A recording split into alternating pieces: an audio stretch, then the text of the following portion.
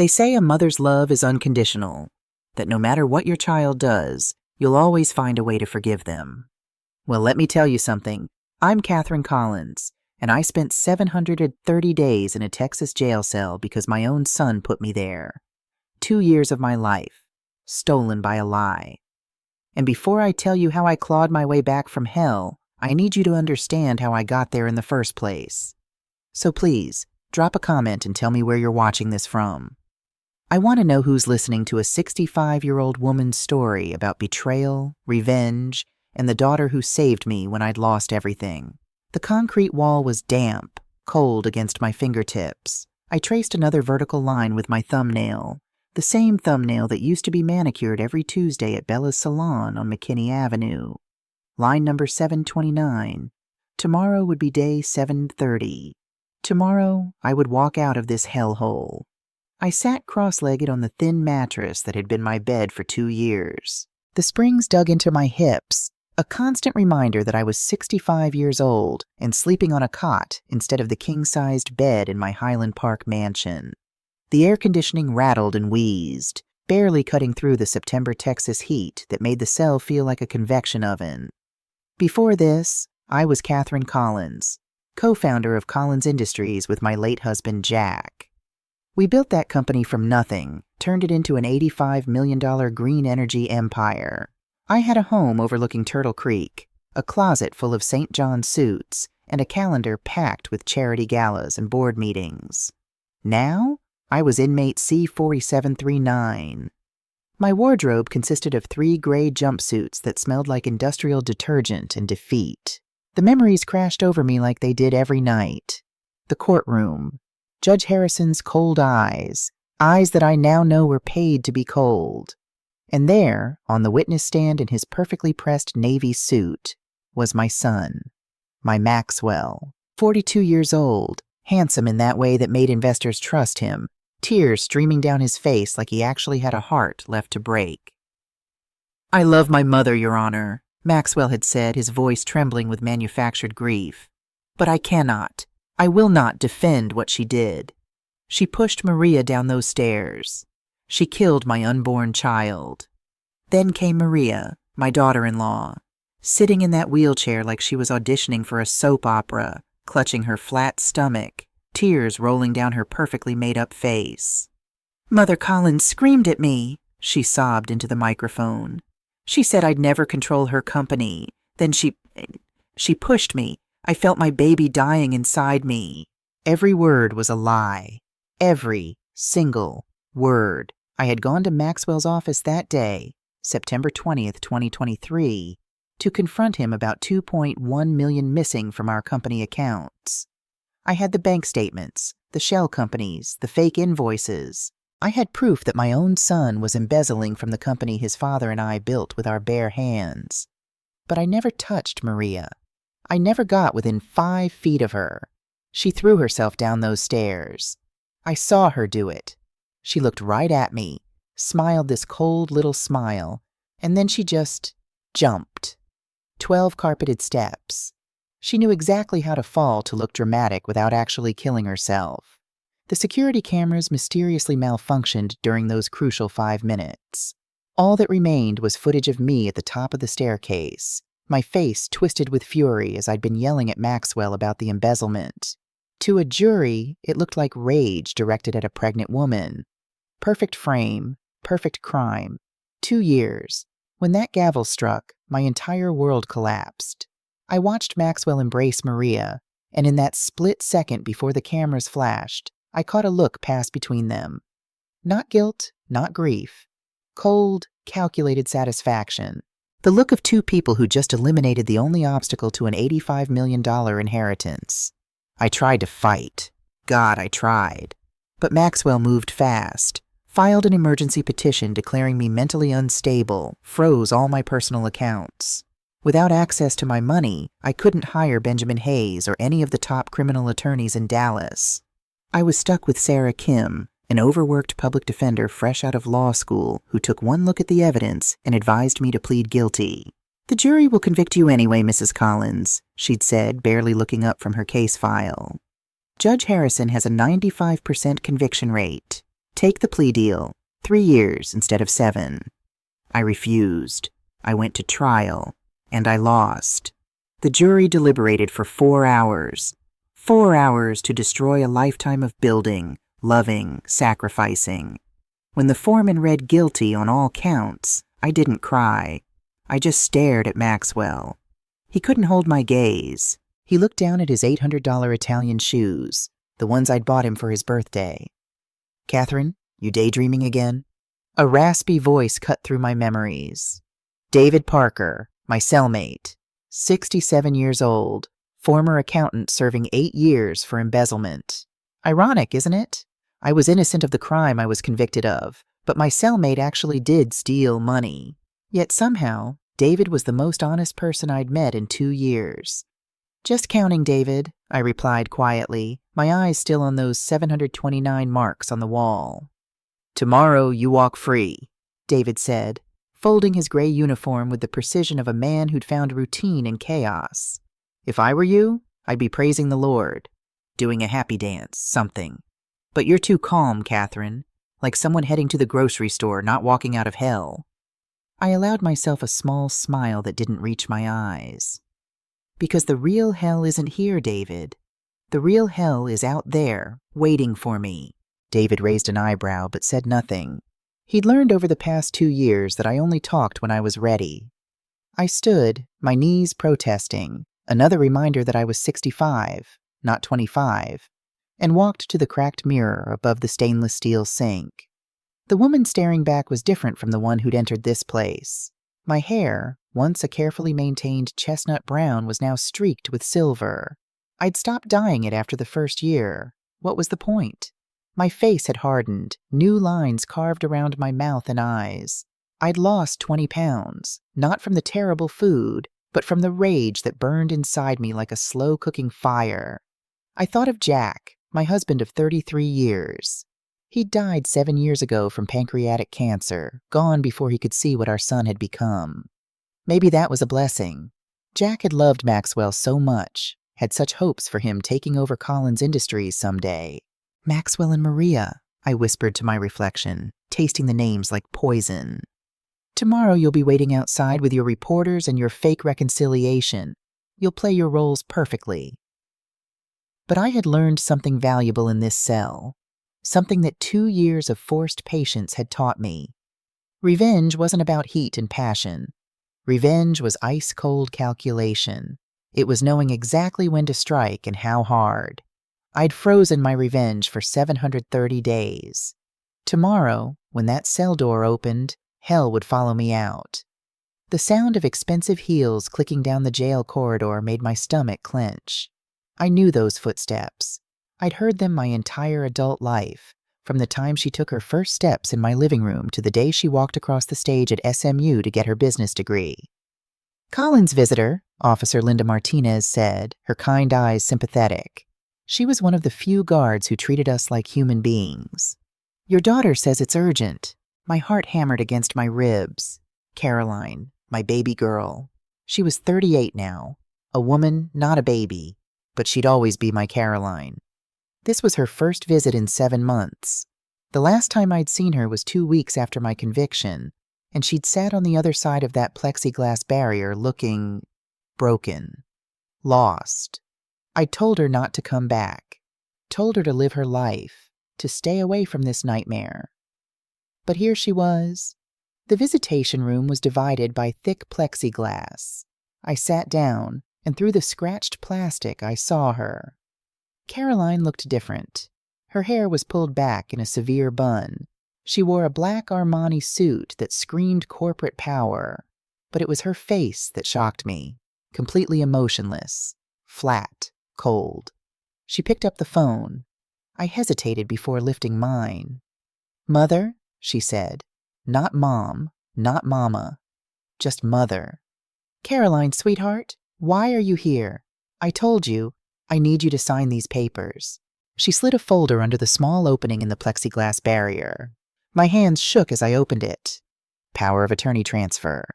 Maxwell needed it for some Singapore deal worth $5 million. "You're helping him?"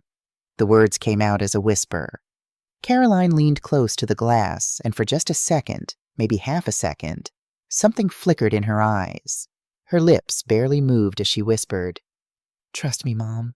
Please." Then she sat back, her face returning to that cold mask. "Well," she said loudly enough for the guard to hear. "Are you going to sign or not?" I stared at her, really looked at her. That's when I noticed it. Her wedding ring. A new one. Platinum with a small diamond. She'd been wearing our family heirloom ring last time I saw her, the one Jack's mother had given her. Something in my gut told me to play along. I'll think about it," I said carefully. "Fine." Caroline stood abruptly, her chair scraping against the floor. "Rot here then, see if I care." Her voice was harsh, cruel even, but her hand trembled as she gathered her purse. A business card fell out, fluttering to the floor on my side of the glass. The guard bent to pick it up and handed it to me. Dominic Griffin, corporate law, specialization, fraud, and embezzlement. I looked up, but Caroline was already walking away, her heels clicking with military precision. She never looked back. That night, I hid the business card inside my mattress and stared at the ceiling, mind racing. Caroline was married? To a lawyer who specialized in fraud? And she'd asked me to trust her? For the first time in 8 months, I felt something other than rage and despair. I felt hope. The first letter arrived in a plain white envelope with no return address. Officer Martinez handed it to me during mail call with a curious look. Inside was a newspaper clipping. Maxwell Collins named CEO of Collins Industries. And beneath it, in handwriting I'd recognize anywhere, Caroline's neat, careful script, was a single letter. C. The next month, another envelope. This time, a stock report showing Collins Industries' profits down 18%. Again, signed with just C. Month after month, the letters came. Each one a piece of a puzzle I didn't fully understand yet. Month 14. Photo of Maria at a charity gala, walking in heels. No wheelchair in sight. The caption, Maria Collins recovers miraculously from tragic accident. Month 18. Bank statements showing suspicious wire transfers to offshore accounts. Month 22. A blurry photo of Maxwell meeting with someone in a dark restaurant. The man's face was partially visible. Judge Harrison. Month 24. A torn piece of paper with just 3 words. September 18th, 2025. Ready? My release date. Caroline was feeding me information, building a case, keeping me connected to a world I'd been torn from. But more than that, she was telling me she hadn't abandoned me, that she was fighting. I just didn't know how big the fight would become. David Parker got out on a Tuesday. 8 years he'd served, and suddenly he was free. The morning before his release, he sat on his bunk and wrote something on a piece of paper, then handed it to me. "Mrs. Collins," he said quietly, "when you get out, call this number. Tell them I sent you." What kind of people am I calling, David? His weathered face broke into a sad smile. The kind who believe in justice when the courts fail. The kind who know that money and power don't always win. He paused. I made mistakes in my life, Catherine. Stole money from people who trusted me. But watching what they did to you, an innocent woman, that changed something in me. Made me want to help for once instead of taking. 3 days later, I received another envelope. Thicker this time. When I opened it in my cell, I nearly dropped it. A burner phone. Small, cheap, taped to a piece of paper. The note read, "Use this. Only call the number saved as DG. He's on our side. Destroy this note after reading. C. DG, Dominic Griffin." That night during yard time, I pretended to tie my shoe near the bathroom area, the one blind spot from the security cameras. My hands shook as I powered on the phone and dialed. It rang once, twice. "Mrs. Collins," a man's voice, deep and calm. "I'm Dominic Griffin. I'm your daughter's husband." Husband? Caroline was married. "When?" I whispered. 2 years ago. Small ceremony. She didn't tell Maxwell because we needed him to trust her, to believe she'd abandoned you. My throat tightened. Why are you helping me? Because my father-in-law, Jack Collins, would have wanted me to. Because Caroline loves you more than life itself. And because Mrs. Collins, he paused. Because I know you're innocent. And I'm going to prove it. I closed my eyes, tears streaming down my face for the first time in months. Tell me everything, I whispered. And he did. Over the next 3 months, in whispered phone calls from that bathroom blind spot, Dominic told me about the evidence he'd been collecting, about the doctor who'd treated Maria, about the IT technician who deleted the security footage, about shell companies and bribery and a conspiracy so deep it made my head spin. But the biggest revelation came in our final call, 48 hours before my release. Mrs. Collins, there's something you need to know about Judge Harrison, Dominic said, his voice tight. Something about why I'm really doing this. What is it? He's my father. The world tilted. Helping you means destroying my father's career, probably sending him to prison. But he took bribes, Catherine. Not just from Maxwell, from 8 other people over 20 years. He's destroyed innocent lives for money. And His voice cracked. I can't let him destroy one more. I sat in my cell that night, the burner phone hidden under my mattress, and stared at those 729 marks on my wall. Tomorrow I would add the final mark. Tomorrow I would walk out of this place. And tomorrow Maxwell and Maria would learn what it felt like to have everything stolen by the people they trusted most. David Parker had sent me a book 2 weeks ago, The Count of Monte Cristo. Inside the front cover he'd written, Patience, Mrs. Collins. Tomorrow you become Edmond Dantes. I traced mark number 729 with my finger and whispered into the darkness. Maxwell Maria, your reckoning begins tomorrow. The cell was silent except for the sound of my own breathing and the distant clang of a cell door closing somewhere down the corridor. Tomorrow my cage would open, and hell would walk out with me. The Texas sun rose like liquid gold, pouring through the iron gates of Dallas County Jail. I took my first step into freedom, and the heat hit me immediately. Thick, humid September air that smelled like gasoline, fresh-cut grass, and possibility. After 730 days of recycled air conditioning and concrete, even the Dallas smog tasted like champagne. Officer Martinez walked me to the gate, her hand briefly touching my shoulder. Mrs. Collins, she said quietly. Give them hell. I smiled at her. Oh, I intend to. The crowd was already gathering. I could see them through the chain-link fence, at least 30 reporters with cameras and microphones, news vans from every major Dallas station, and there, positioned center stage like actors in a carefully rehearsed play, stood Maxwell and Maria. My son wore a navy blue Brioni suit that probably cost $3,000. His face was arranged into an expression of careful remorse, practiced in front of a mirror, no doubt. Beside him, Maria clutched a bouquet of white roses, wearing a cream-colored Chanel dress. She looked thin, fragile, like a strong wind might blow her away. Props, all of it. Props for the cameras. The gate buzzed and swung open. I stepped through. Mom! Maxwell's voice carried across the parking lot, loud enough for every microphone to catch. Welcome home. We're here for you. We're family. I didn't break stride. I walked forward, my wrinkled white blouse and faded jeans hanging loose on my frame.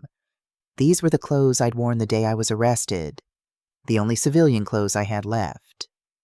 Each step felt deliberate, powerful. I wasn't the broken woman who'd entered that jail. I was something else now, something harder. Maxwell stepped forward, extending the roses toward me. Mom, please, let's go home. We can talk, work everything out. Put this nightmare behind us. I walked past him, not around him, past him, like he was a piece of sidewalk furniture I didn't even register. Mom! His voice sharpened, the fake warmth cracking at the edges. His hand shot out, grabbing my arm. His fingers dug into my bicep, not hard enough to bruise, but firm enough to stop me. Don't make a scene. Get in the car. Now. I stopped.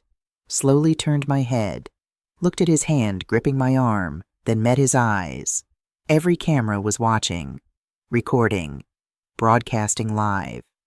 I could see the red lights blinking on at least a dozen devices. "Let go of me," I said quietly, each word measured and clear.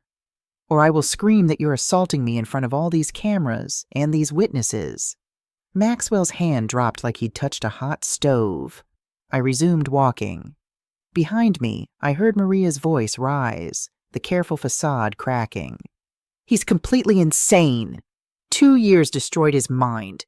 Someone needs to—" The deep rumble of a powerful engine cut her off. Every head turned.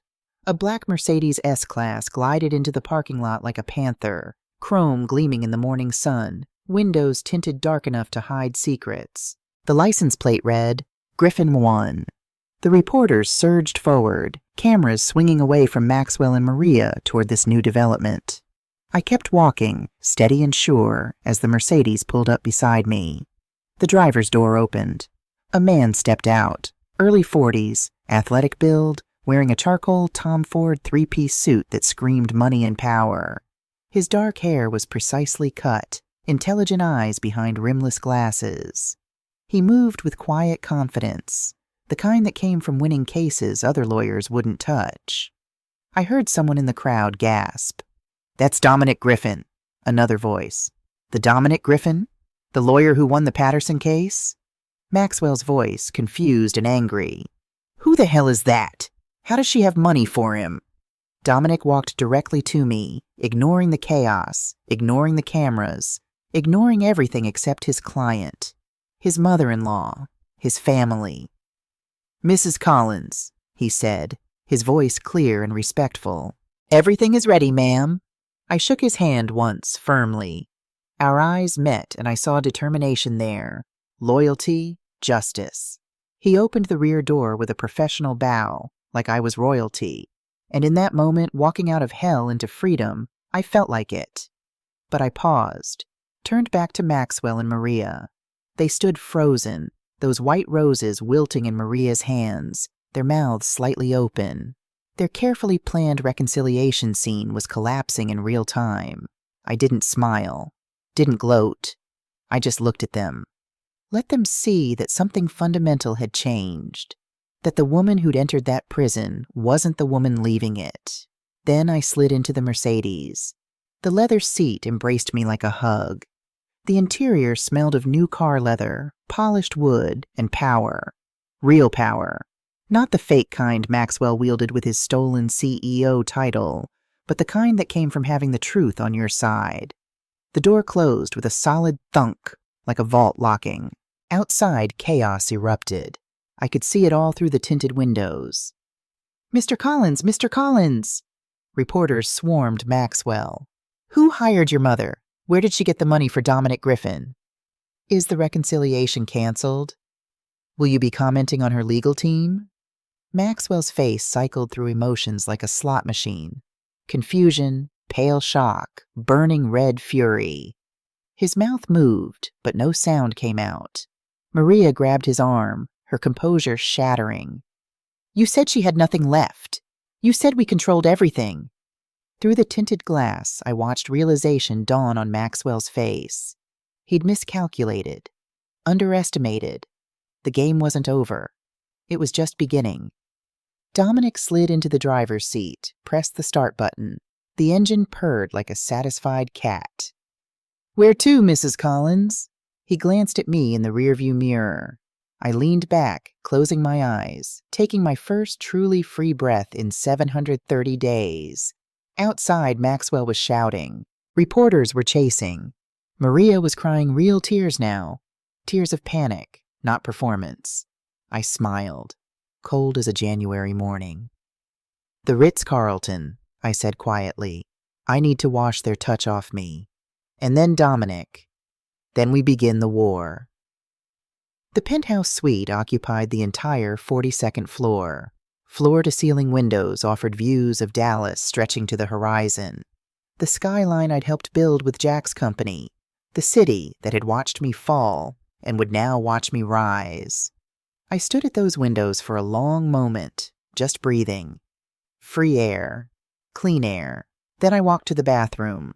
Marble everywhere, gold fixtures, a shower with 6 heads that probably cost more than most people's cars.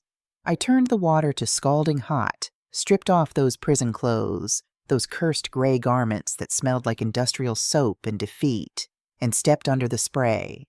The water hit like baptism. I scrubbed with the hotel's cedar and bergamot soap, nothing like the harsh carbolic acid bars from jail, scrubbed until my skin turned red. 2 years of that place. 2 years of their betrayal. 2 years of being treated like a criminal when I'd done nothing wrong. The tears came then, hot as the water, silent and shaking. I braced against the marble wall and let them fall. Not tears of weakness, tears of rage, tears of grief for the woman who'd trusted her son, who'd believed family meant something. That woman was dead. When I emerged 20 minutes later in a plush white robe, Dominic was waiting in the living area. But he wasn't alone. A woman sat in one of the leather chairs, past 60, silver hair cut short in a no-nonsense style, sharp brown eyes that missed nothing. She wore a charcoal pantsuit and a simple watch. Everything about her screamed competence and contained fury. "Mrs. Collins," Dominic stood. "This is Beatrice Walsh. She was the best defense attorney in Texas before they imprisoned her." I looked at the woman sharply. "Imprisoned?" Beatrice smiled without warmth. 5 years for refusing to betray my client. They called it contempt of court. I called it having a spine. She stood extending her hand. "I got out 6 months ago. Dominic was my student before I went in. He told me about your case." Her handshake was firm, strong. "And you want to help?" I asked. "I want to destroy corrupt bastards," Beatrice corrected. "Your son qualifies." A sound from the bedroom made me turn. The door opened and my heart stopped. Caroline. She stood in the doorway wearing a black Armani suit, her hair down for the first time in over a year, not pulled back in that severe bun she'd worn to project cold indifference. Her face was naked of the mask she'd worn in prison, in Maxwell's presence, in public. She looked like my daughter again. "Mom," she whispered.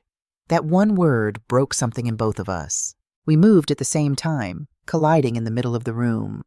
I wrapped my arms around her and felt her shake with sobs. 2 years of pretending, of sacrifice, of fear, all releasing at once. "I'm sorry," she kept saying. "I'm so sorry. I had to make him believe I'd abandoned you. I had to—" "Shh." I stroked her hair like I used to when she was little and had nightmares. "I know, baby. I know." "Every board meeting," Caroline sobbed into my shoulder. "Every time he asked my opinion and I sided with him. Every time he celebrated while you were in that place. I wanted to scream. I wanted to tell him I knew what he'd done. But I couldn't. I had to wait. I had to gather enough evidence. You saved me," I said firmly, pulling back to look at her face. "Caroline, you gave up everything. Your relationship with your brother, normal visits with your mother. You even got married in secret." Caroline wiped her eyes, a watery smile breaking through. "Mom, meet my husband. Properly this time." Dominic walked over, suddenly looking nervous in a way he hadn't when facing reporters. "Mrs. Collins, I'm sorry we met this way. I wanted to ask your blessing to marry Caroline properly. Instead, we eloped in a courthouse to keep the plan secret." I looked at this man, this stranger who'd sacrificed his own father to save my family. "You gave up everything for us." "My father gave up justice for money," Dominic said quietly. "I chose differently." I pulled him into a hug. "Then welcome to the family, son. The real family." When we finally settled around the coffee table, the war room revealed itself. Documents covered every surface. Beatrice's laptop displayed spreadsheets, bank records, emails. A whiteboard leaned against the wall with a timeline, names, connections drawn in different colored markers. "All right," I said, settling into a chair. "Show me everything." Dominic pulled out the first document. "Power of attorney. Maxwell declared you mentally incompetent to manage your affairs. We're revoking it effective immediately. Your signature reactivates your 55% shareholder status in Collins Industries. I signed without hesitation, the pen feeling powerful in my hand. Next, Beatrice continued, emergency forensic audit. This freezes all company accounts until the audit is complete. Maxwell can't move money, can't make major purchases, can't do anything without board approval. How long will it take? I asked. Minimum 30 days, Dominic said. Longer if we find irregularities, which we will, because they're extensive. Do it. Beatrice leaned forward, sliding a manila envelope across the table. Your daughter sent this to Dominic 6 months ago. No return address. Just signed C. I recognized Caroline's handwriting on the label. My chest tightened. Inside was a flash drive and a note on plain paper. 2 years of work. Everything you need. Trust Dominic. Your ally is very thorough. Caroline smiled sadly from across the table. I had access to everything as CFO. Every transaction, every email Maxwell thought he'd deleted, every shady deal. I copied it all. Dominic plugged the flash drive into his laptop. The screen filled with spreadsheets, bank records, emails, shell companies. Evidence of money laundering, bribes to Judge Harrison, payments to Ryan Peters, the IT technician Maxwell paid to corrupt the security footage. My God, I breathed. This is everything. Not quite, Caroline said softly. She pulled out another folder. This is everything. Inside were photographs. Maxwell meeting Judge Harrison at a dark restaurant. Bank transfers to offshore accounts. And the most damning, security footage. The real security footage. Where did you get this? I whispered. Ryan Peters kept a backup, Dominic explained. Insurance policy in case Maxwell ever tried to throw him under the bus. I paid him $100,000 for it. He pressed play. The video was crystal clear. The timestamp read September 20th, 2023, 2:47 p. I watched myself at the top of the stairs, yelling at Maxwell about the embezzlement. Then Maria appeared, walking toward me. She stopped at the top of the stairs, turned to look directly at the camera, and smiled. Then she threw herself down. She didn't fall. She didn't trip.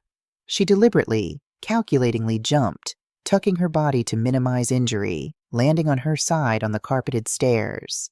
And Maxwell, my son, just stood there, watching, waiting, not even trying to catch her. He knew, I said numbly. He knew she was going to do it. They planned it together, Beatrice confirmed. The evidence suggests they'd been planning it for at least 2 months, ever since you started asking questions about the missing money. I looked at Caroline. How did you figure it out? I didn't. Not at first.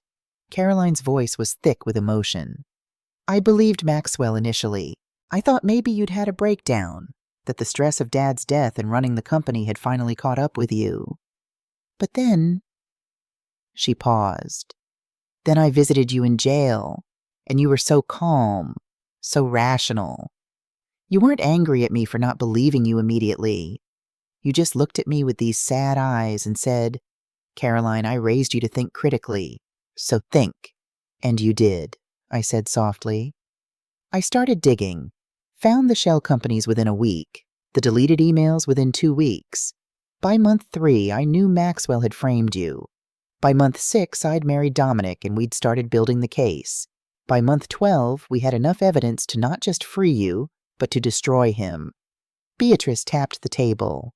Mrs. Collins, we need to move fast. Strike while Maxwell is off balance from this morning's surprise. What's the strategy? 3 phases, Dominic said, pulling up a presentation on his laptop. Phase 1, the freeze. Tomorrow we executed the emergency board meeting. Freeze all accounts. Remove Maxwell's access to corporate funds. Let him feel what having nothing means. Phase 2, the exposure. We leak the medical evidence about Maria's miscarriage. Let public opinion turn against them before we even file charges. And Phase 3? I asked. Beatrice smiled like a shark. Legal annihilation. Criminal charges for embezzlement, perjury, bribery. Civil suit for wrongful imprisonment. We're asking for $50 million in damages.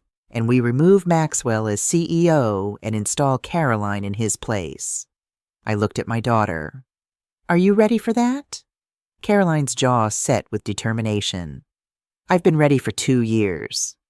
The building rose 40 stories into the Dallas skyline, all glass and steel and ambition. I stood across the street, coffee in hand, just looking at it. Jack and I had broken ground on this building in 1998. I remembered his hand in mine as we watched the first steel beam rise into place. We're going to change the world, Kathy, he'd said. And we had. Collins Industries had revolutionized green energy solutions, created thousands of jobs, and funded schools and hospitals across Texas. Now my son had nearly destroyed it all for greed. My phone buzzed. Text from Dominic. Board members are arriving. All 8 confirmed attendance. Ready? I texted back. Born ready. At 8:45 a.m., I walked through those glass doors for the first time in over 2 years. The lobby fell silent. Employees stopped mid-stride, coffee cups frozen halfway to lips. Some smiled, the ones who remembered me, who'd stayed loyal. Others avoided eye contact. Maxwell's cronies, the ones who'd benefited from my absence. I walked to the private elevator, inserted my key card, the one Caroline had secretly maintained, and rode up to the 40th floor. The boardroom doors were already open. 8 board members sat around the marble conference table, and there, at what he thought was the head of the table, sat Maxwell. He looked up, and I watched the color drain from his face. "What are you doing here?" he demanded, standing abruptly. "This is a board meeting. You're not—" "I'm majority shareholder," I said calmly, walking to the true head of the table, my chair. "And I called this meeting." Maxwell's mouth opened and closed like a fish. "That's impossible. Your power of attorney—" "Revoked," Beatrice Walsh said, walking in behind me. "Yesterday at 3 p.m. Signed, notarized, and filed with the Texas Secretary of State." Maxwell's eyes darted around the room, looking for allies. He found none. "Ladies and gentlemen," I said, sitting down in my chair like a queen reclaiming her throne. "Let's begin." The silence in that boardroom was deafening. 8 board members stared at me like I was a ghost, which I supposed I was. The ghost of their founder, risen from the grave of Dallas County Jail to reclaim what was mine. Maxwell remained standing, his knuckles white as he gripped the back of his chair. "This is insane. I'm the CEO. I didn't authorize this meeting. You can't just—" "Sit down, Maxwell," I said quietly. Something in my voice made him obey. He sank into his chair, but his eyes blazed with fury and, if I wasn't mistaken, fear. I looked around the table at faces I'd known for decades. Richard Garrett, who'd been on our board since 1995. Patricia Chen, our finance expert. Thomas Wade, Joseph Kim, Sandra Martinez, David Robinson, Helen Foster, and Michael Torres. Good people, loyal people, people who'd built this company alongside Jack and me. "I'm sure you all have questions," I began, folding my hands on the table. "Let me answer them. Yes, I was released yesterday. Yes, I have legal representation, the best in Texas. And yes, I am resuming my position as majority shareholder and chairman of this board." "Mother, you can't," Maxwell started. "I can," I interrupted, my voice sharp as a blade. "I hold 55% of voting shares in this company. Those shares were placed in an irrevocable trust when Jack and I founded Collins Industries. Maxwell attempted to freeze them under the power of attorney, claiming I was mentally incompetent." I smiled without warmth. "That power of attorney has been revoked. The trust has been reactivated. I am, legally and rightfully, still the majority owner of this company." Patricia Chen leaned forward. "Catherine, we're glad you're back, but you need to know why I was gone in the first place," I finished for her. I nodded to Dominic, who was standing by the door. He pressed a button on his laptop. The large screen on the wall came to life, showing a graph with a plummeting red line. "During Maxwell Collins's tenure as CEO," I began, "net profits fell 40%. Debt increased 200%. But those numbers, while alarming, aren't criminal. I paused. What is criminal is this. Dominic clicked to the next slide. Bank transfers appeared, money flowing through cracks like water through a broken dam. $2.1 million transferred to shell companies, I continued. LuxCore Consulting LLC, Meridian Advisory Group, Sterling Solutions International, all fake companies, all owned by my son. Maxwell shot to his feet. That's a lie. Those are legitimate business expenses. Sit down and shut up. Beatrice Walsh's voice cut through the room like a whip. She stood near the window, arms crossed. Or I'll have security remove you. Maxwell looked around the table for support. Found none. He sat. Richard Garrett cleared his throat. Catherine, these are serious allegations. Do you have proof? Mr. Garrett? Caroline's voice came from the doorway. Every head turned. She walked in wearing a navy pantsuit, carrying a leather portfolio. Her heels clicked with authority as she approached the table. I have 2 years' worth of proof. Maxwell's face went pale. Caroline, what are you? I'm the CFO, Maxwell. Or did you forget? Caroline set the portfolio on the table with a heavy thunk. Every transaction goes through my department. Every invoice, every wire transfer, every expense report. She opened the portfolio, pulling out document after document. Here's the transfer to LuxCore Consulting for $1.5 million, supposedly for interior design consultation. She slid a paper across to Richard Garrett. Here's the incorporation paperwork for LuxCore Consulting. Owner, Maria Collins. Incorporated 3 days after Mother's conviction. Gasps rippled around the table. That doesn't prove anything, Maxwell said desperately. Maria is a designer. She was helping with the Singapore office. We don't have a Singapore office, Caroline said coldly. We never did. That was another lie. She pulled out more papers. Here's Meridian Advisory Group. Owner, Maxwell Collins. Here's Sterling Solutions International. Owner, a shell corporation in the Cayman Islands, which is owned by another shell corporation in Delaware, which is ultimately owned by... She paused dramatically. Maxwell Collins. You've been stealing from this company for 3 years, I said, my voice steady despite the rage burning in my chest. And when I discovered it, when I came to your office to confront you about it, you and Maria hatched a plan to frame me, to get me out of the way permanently. That's insane. Maxwell slammed his hand on the table. Maria fell. Mother pushed her. Everyone saw corrupted security footage, Dominic interrupted. He clicked to another slide. Footage that was deleted by Ryan Peters, your IT technician, who you paid $50,000 to destroy evidence. A photo appeared on screen. Bank transfer from Maxwell's personal account to Ryan Peters, dated September 20th, 2023, 4:17 p.m., 5 hours after Maria's fall. Ryan kept receipts, Dominic said, including text messages. He clicked again. Maxwell's texts appeared, blown up large enough for everyone to read. Delete everything from 2:45 to 2:52. Make it look like a malfunction. I need those minutes gone. I'll pay double. Perfect. $50K transferred. Keep your mouth shut. The room erupted. Board members talking over each other, some standing, others leaning in to read the messages closer. Enough! Maxwell roared. You're all idiots if you believe this. My father built this company. I have a right. Your father built this company with my mother, Caroline said, her voice like ice. Jack Collins and Catherine Collins, equal partners. And Mom is still here. You tried to destroy her. You failed. I stood slowly, commanding the room's attention. I moved to freeze all corporate accounts pending a full SEC audit. All executive accounts, all corporate credit cards, all discretionary spending frozen until this matter is resolved. I second the motion, Caroline said immediately. You can't do that. Maxwell's voice cracked. We have payroll in 3 days, vendor payments, the Austin project, payroll account remains open, Beatrice clarified. This freeze applies only to executive discretionary accounts. You know, the accounts you've been using to steal from this company?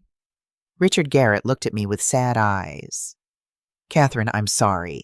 We should have looked deeper. We should have questioned. You trusted my son, I said gently, as you should have been able to. The blame lies with him, not you. I looked around the table. All in favor of the emergency freeze? Hands rose around the table, one by one. Richard Garrett, Patricia Chen, Thomas Wade, Joseph Kim, Sandra Martinez, David Robinson, Helen Foster. 7 hands, 7 votes. Only Maxwell and Michael Torres, Maxwell's college roommate and longtime supporter, voted no. Motion passes, I said, 7-2. Maxwell stood so abruptly his chair fell backward with a crash. This is a coup. You're all making a mistake. I'm the CEO of this company. You were the CEO, Caroline said quietly. Appointed under power of attorney that no longer exists. Legally, Mother never stopped being chairman. You were just managing things. Badly. Security, I said calmly. The boardroom doors opened. 2 security guards stepped in. Samuel Rodriguez, head of building security for 15 years, and James Peterson, his second in command. No, Maxwell whispered, backing away. No, you can't do this. Mr. Collins, Samuel said gently, we need you to come with us. I'm calling my lawyer. Maxwell pulled out his phone. He stopped, staring at the screen. My card. My corporate card. It's already declined? It works fast, Dominic said with a slight smile. All corporate accounts were flagged the moment the vote passed. Maxwell looked around the room wildly, at the board members who wouldn't meet his eyes, at Caroline who stood with her arms crossed, at Beatrice who watched him like a predator, at Dominic who held all his secrets. Finally, his eyes landed on me. Mom, he whispered. Please, I'm your son. For a moment, just one moment, I saw the little boy he used to be, the one who'd run to me with skinned knees, the one who'd cried at his father's funeral and asked me if he was the man of the house now. Then I remembered 730 days in a cell. I remembered the cold plexiglass between us during visitation. I remembered him testifying against me, tears streaming down his lying face. You stopped being my son the day you put me in that cell, I said quietly. Samuel's hand closed on Maxwell's arm. This way, sir. As they led him to the door, Maxwell turned back one more time. This isn't over. You think you've won, but you haven't. I have resources. I have Maria. You have nothing, Caroline said. Your accounts are frozen. Your apartment was rented using company funds, also frozen. Your car, your clothes, your lifestyle, all purchased with stolen money. You have exactly what you left our mother with. Nothing. The doors closed behind him with a final, decisive click. I didn't witness what happened next, but Caroline told me about it later, and it was almost too perfect to believe. Maxwell had a dinner meeting scheduled that night with Richard and Patricia Sterling, not related to our board members, owners of Sterling Construction. He needed their $15 million investment for a project that didn't actually exist. The meeting had been scheduled weeks ago, back when he thought he controlled everything. He and Maria showed up dressed to the nines. Maxwell in a Tom Ford suit he'd bought 2 weeks ago with his corporate card. Maria in a burgundy Valentino dress, playing the part of Dallas power couple. They ordered the most expensive wine, the 300 steaks, appetizers, desserts, a $850 dinner designed to impress. When the waiter brought the bill, Maxwell handed over his corporate black card with the casual confidence of someone who'd never been told no. The waiter swiped. Beep, declined. Maxwell frowned. That's odd. Try again. Second swipe, beep, declined. The Sterlings exchanged glances. Must be a system glitch, Maxwell laughed, but his voice was tight. Maria, use yours. Maria fumbled with her supplementary card. Same account. Beep, declined. The silence at that table must have been crushing. I'll call finance, Maxwell stammered, standing abruptly. His chair scraped against the floor, drawing attention from nearby tables. "Excuse me one moment." He walked toward the entrance, phone pressed to his ear. Robert Jensen, our CFO, answered on the third ring. "Robert, why aren't the cards working?" "Mr. Collins." Robert's voice was ice. "I've been trying to reach you. All corporate accounts were frozen this morning. SEC order at 9:15 a.m. Emergency forensic audit." "On whose authority?" "Your mother's. Mrs. Catherine Collins reactivated her majority shareholder status. The board sided with her. 7-2 vote." Maxwell's world must have tilted on its axis right then.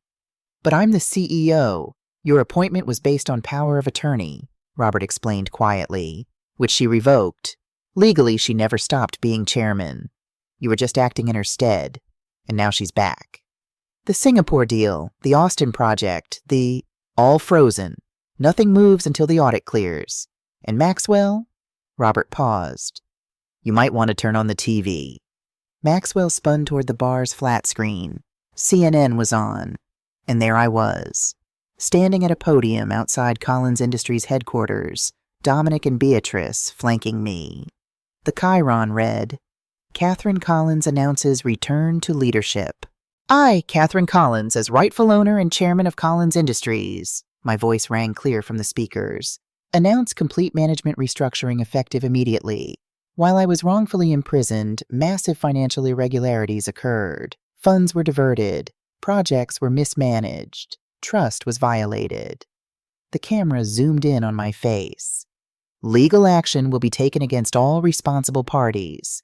This company will be cleaned from top to bottom, starting today." The TV cut to a reporter. "In a stunning turn of events, Catherine Collins has returned to power less than 24 hours after her release from Dallas County Jail, where she served 2 years for assault. Sources say she's alleging embezzlement and fraud at the highest levels of the company." Maxwell stood frozen in Sterling's Steakhouse, every eye on him. Patrons recognized him from the news. Whispers rippled through the restaurant.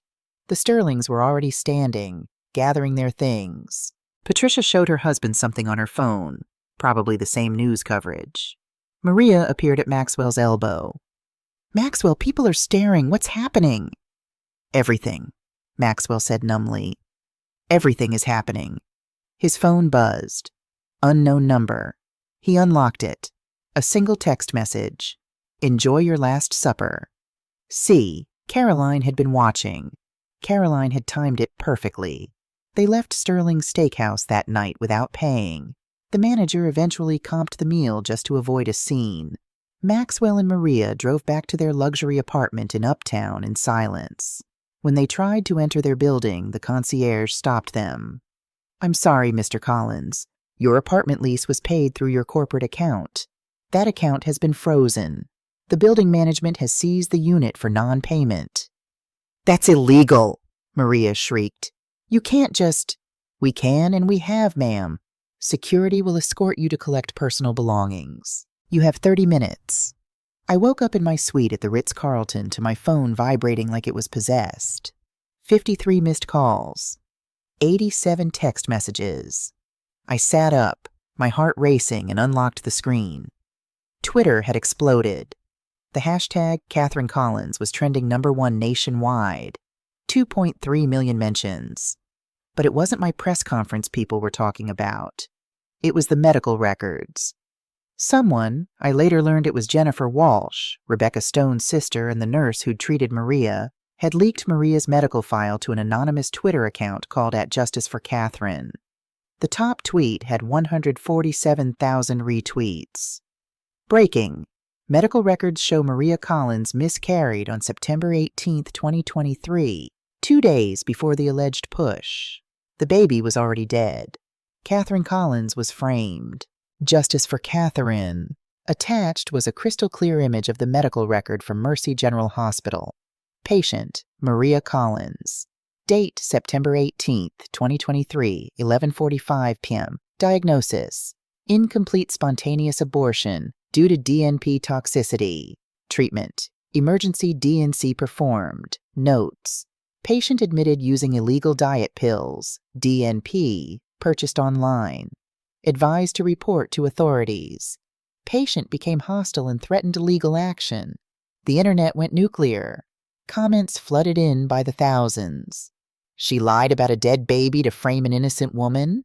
This woman destroyed a family for money. Lock her up. Catherine Collins spent 2 years in prison for something that never happened. This is evil. Where's the security footage? Show us what really happened. Instagram, TikTok, Reddit, every platform was on fire. Videos analyzing the timeline, lawyers breaking down the legal implications, true crime podcasts scrambling to cover the story. By 7 a.m., news vans were parked outside the Sunset Motel where Maxwell and Maria had spent the night. Their first night with no money, no home, no power. I sat in my hotel room, watching it all unfold on my iPad, and I felt something I hadn't felt in 730 days. Vindication. My phone rang. Caroline. "Mom, have you seen?" "I've seen," I said. "Is this your doing?" "Rebecca's sister Jennifer," Caroline confirmed. "Maria threatened her last year when Jennifer questioned the illegal pills. Jennifer's been waiting for the right moment. I may have suggested that now was that moment." "Caroline, they destroyed you, Mom. They deserve this." She was right. They did. "What's next?" I asked. "Press conference. 10 a.m., Hyatt Regency Ballroom. Dominic's already booked it. We're going public with everything. The medical records, the security footage, the embezzlement, all of it." I looked at myself in the mirror. The silver-haired woman looking back was stronger than the one who'd gone to prison. Harder. Forged in fire and betrayal. "Then let's give them a show they'll never forget," I said.